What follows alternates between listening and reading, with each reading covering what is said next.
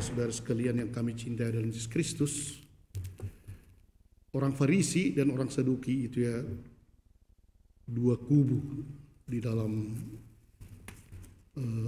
agama Yahudi. Dan orang Farisi percayakan kebangkitan sesudah hidup ini.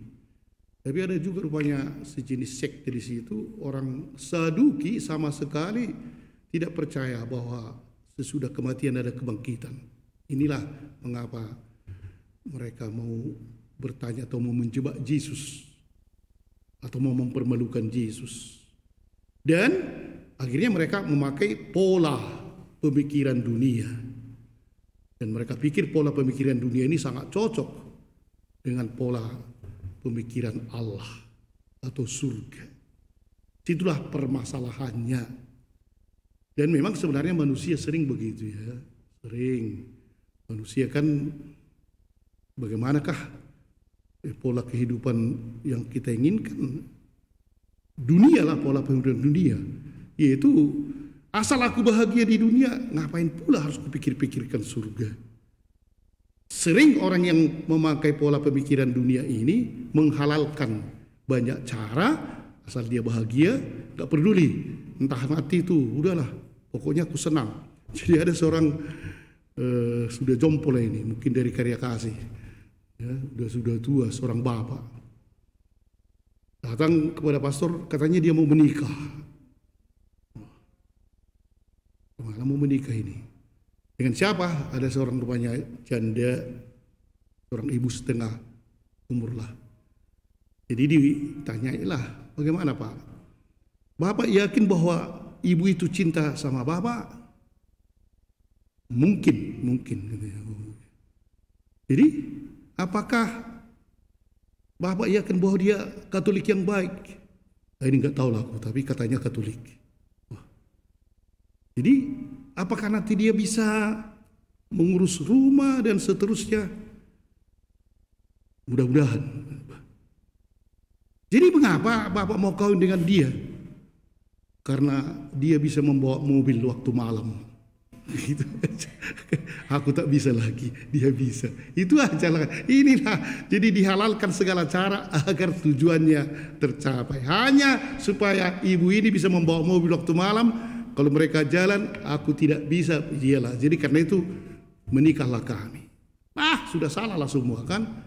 Pada hari ini Yesus sangat kasar juga mengatakan kepada orang Saduki itu ya, kalian sesat, kamu benar-benar rintik sesat. Rintik itu bukan hujan ya, gila gitulah kan.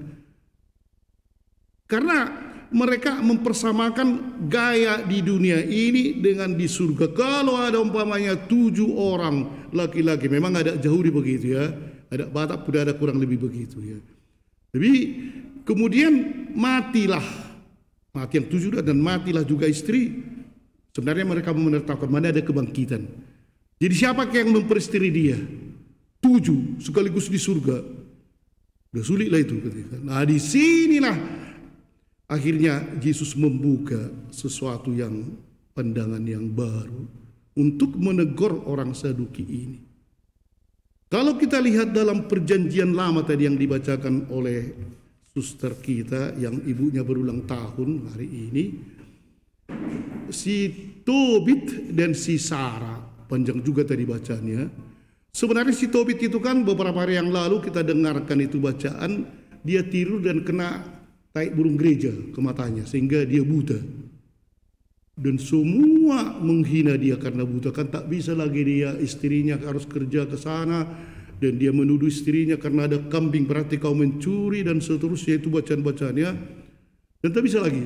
Tapi dia, Tuhan bagaimanakah ini? Dalam kesulitan dan kepedihan ini, akhirnya dia tetap mengarah kepada Tuhan.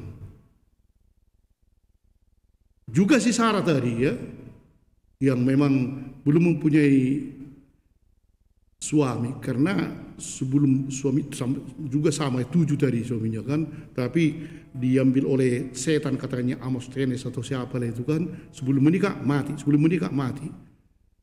Tapi akhirnya juga dia hampir putus asa mau bunuh diri. Namun kembali dia sadar. Dalam penderitaan si Tobit dan si Sarah ini, dia tetap memasrahkan diri kepada tujuan surgawi, tujuan Allah, tujuan bahwa mereka tahu bahwa Allah itu tetap memperhatikan mereka. Sementara kalau kita memakai pemikiran dunia yang seperti tadi Bapak itu, sama sekali kita tidak berpikir lagi apakah Allah memberkatinya, setuju atau tidak. Yang penting aku bisa bahagia di sini. Nanti kalau mati urusan nanti lah itu. Jadi orang-orang seperti ini pada umumnya yang berpemikiran dunia tidak tahan itu menderita. Sedikit cekcok dengan istri, cerai. Marhua, ngapain aku kawin sama ini kalau terus-terus susah. Begitu. Kalau ada nanti perkelahian sedikit, wah, kalau bisa bunuh atau bisa curi. Itulah orang yang tak berpikir tentang kehidupan sesudah kehidupan ini. Tobit dan Sarah karena dilihat oleh Tuhan dalam penderitaan tetap berpasrah kepada Tuhan, diutuslah Rafael. Ada 3 malaikat yang kita kenal ya, Mikael, Gabriel, dan Rafael. Rafael itu terkenal sebagai penyembuh. Malaikat Rafael diutus dan disembuhkanlah mata si Tobit, dan Sarah akhirnya diberikan suami yang layak untuk dia. Penderitaan memang akan selalu kita alami. Tapi ketika kita dengan rendah hati, dalam kekecewaan, dalam apapun yang kita rasa membuat kita seperti jatuh, tapi relasi kita dengan Tuhan jangan pernah putus. Tetap buat relasi dengan Tuhan. Itulah sebenarnya yang diinginkan oleh Yesus. Di surga nanti tidak ada kawin atau mengawinkan. Tak usah pria-pria Kristen, tak usah mengharapkan 70 bidadari, tak ada. Tak ada. Kasihan wanitanya, tak apa kan. Tapi justru seperti malaikat.